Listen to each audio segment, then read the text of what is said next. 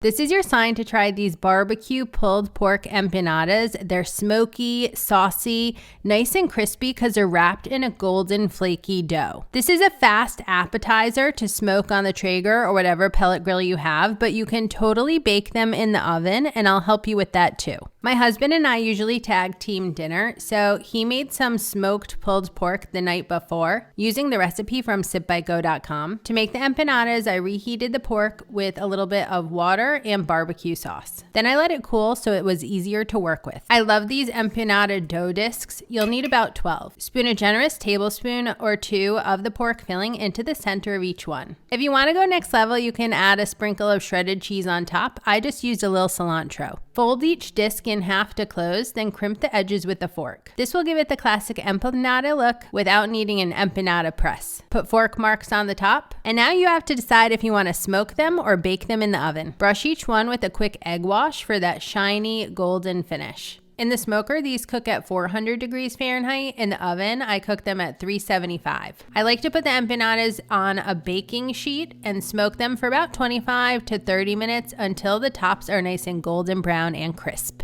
These are so easy, I can't wait for you to try them. Just serve them up with your favorite dips like guacamole, salsa, maybe my jalapeno ranch at sitbygo.com, or some more barbecue sauce. Try them for game day, party snacks, or just having a really more exciting weeknight dinner. We could always use that in my backyard. The first people to hear about this recipe receive my Foodie Friday newsletter. Make sure to sign up at sitbygo. You can pick up my free barbecue ebook there too. These are delicious.